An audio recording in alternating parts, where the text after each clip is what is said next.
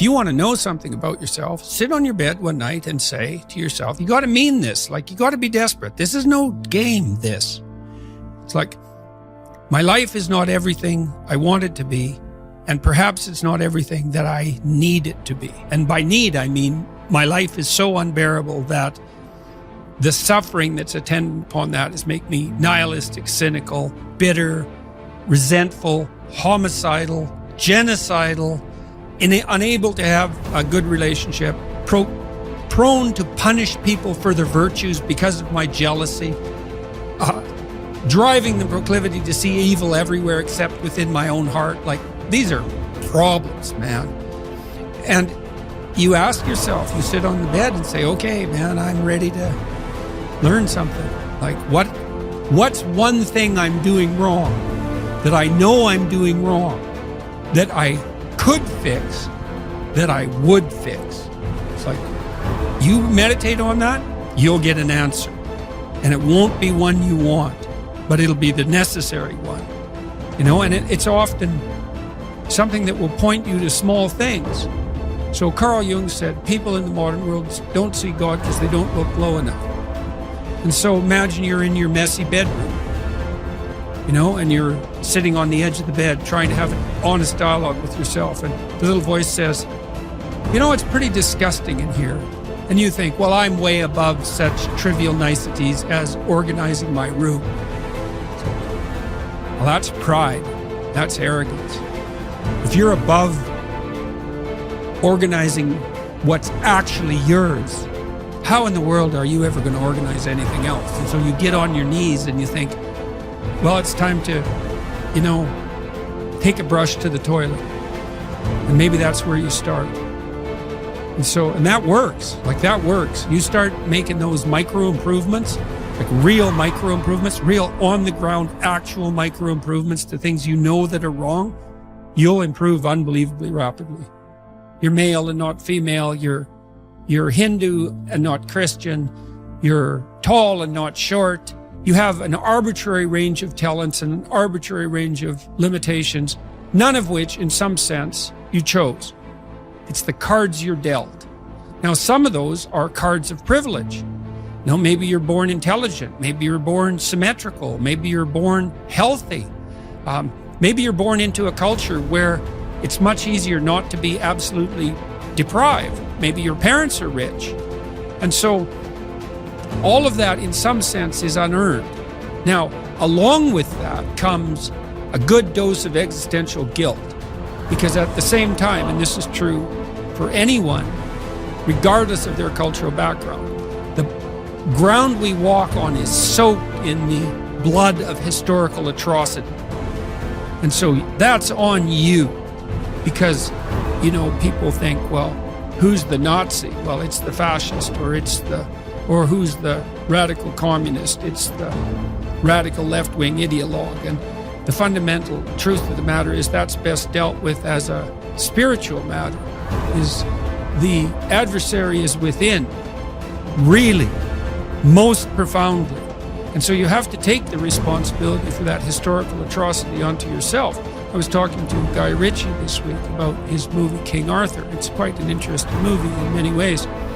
And when Arthur, who could be the hero, takes the sword, he's so overcome by visions of his murderous uncle that he can't pick up the weapon.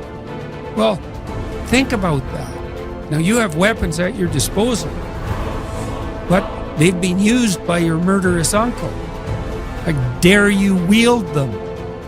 And the answer is, maybe it's easy just to leave the sword on the ground because you do want to be responsible for atrocities going forward, and don't think you couldn't be, and don't think you might not enjoy it. And so, the way you pay for your privilege is with your virtue. I mean that most particularly. You have these opportunities and this existential guilt. And the way you expiate that and atone is by doing your best to live the best possible life you can manage, to speak the truth, to treat people with respect, to abide by the principles of the dignity of the individual, and to put your house in order. And that's how you pay for your unearned privilege. All of us. And we all have our privileges and our curses. You know? All of us have that. That's why it's not useful to be envious of people. You know, you're a young man, you see someone drive by in a Ferrari with a blonde, and you think, my God, he's got everything. And, you know, the woman in the car is a prostitute who's got a cocaine addiction, and her life is just one catastrophe after another. And he's had to lie and cheat his way into this position, and he's afraid that everything's going to come crashing down on him, and that's what you're jealous of. And it's just not that profound. You don't want someone else's fate. Man, your fate's enough, and your adventure's enough. It's plenty. It's more than you can ever fully realize. And so that's also part of the reason that we all believe that the individual has some intrinsic dignity. It's don't be so sure that your position in your room is so damn trivial. Might be your attitude towards it that's trivial.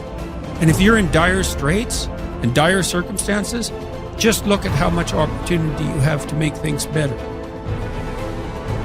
Most of us have been raised to believe that the road to a happy life is paved with pleasure, and that the pursuit of pleasure is the path to fulfillment. But as we grow up, we begin to realize that life is not always easy or pleasurable.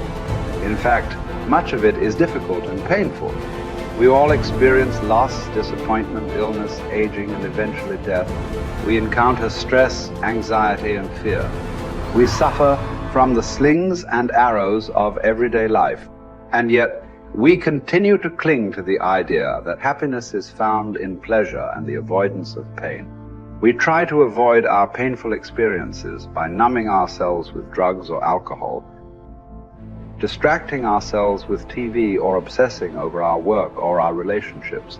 But the more we try to avoid the basic reality that all human life involves pain, the more we are likely to struggle with that pain when it arises, thereby creating even more suffering. The truth is that happiness is not found in the avoidance of pain, but in the willingness to face and accept our pain. It is in the willingness to experience our painful thoughts and feelings, to acknowledge them without judgment, and to take action in line with our values and goals. It is in the willingness to be present in the moment, to connect with our senses and our environment, and to find joy and meaning in the simple things in life. One cannot experience meaning in life without discovering the meaning of suffering. The meaning of suffering. Unavoidable and inescapable suffering alone, of course, can be the deepest possible meaning. The art of being human is learning how to deal with those painful moments. These moments require an attitude of inner willingness to suffer, while remaining in touch spiritually with one's own extended dimension. When this inner struggle becomes calm, one can experience how the lower somatic and psychological dimensions influence the higher spiritual dimension, but do not produce or cause it. One can discover despair despite success and fulfillment despite failure. The pessimist resembles a man who observes with fear and sadness that his wall calendar, from which he daily tears a sheet, grows thinner with each passing day. On the other hand, the person who attacks the problems of life actively is like a man who removes each successive leaf from his calendar and files it neatly and carefully away with its predecessors after first having jotted down a few diary notes on the back. He can reflect with pride and joy on all the richness set down in these notes, on all the life he has already lived to the fullest. What will it matter to him if he notices that he is growing old? Has he any reason to envy the young people whom he sees, or wax nostalgic over his own lost youth? What reasons has he to envy a young person for the possibilities that a young person has, the future which is in store for him? No, thank you, he will think. Instead of possibilities, I have realities in my past. Not only the reality of work done and of love loved, but of sufferings bravely suffered. These sufferings are even the things of which I am most proud, although these are things which cannot inspire envy. Don't aim at success. The more you aim at it and make it a target, the more you are going to miss it. For success, like happiness, cannot be pursued. It must ensue, and it only does so as the unintended side effect of one's personal dedication to a cause greater than oneself, or as the byproduct of one's surrender to a person other than oneself. Happiness must happen, and the same holds for success. You have to let it happen by not caring about it. I want you to listen to what your conscience commands you to do and go on to carry it out to the best of your knowledge. Then you will live to see that in the long run. In the long run, I say, success will follow you precisely because you had forgotten to think about it. For the first time in my life, I saw the truth as it is set into song by so many poets, proclaimed as the final wisdom by so many thinkers. The truth, that love is the ultimate and highest goal to which man can aspire. Then I grasped the meaning of the greatest secret that human poetry and human thought and belief have to impart.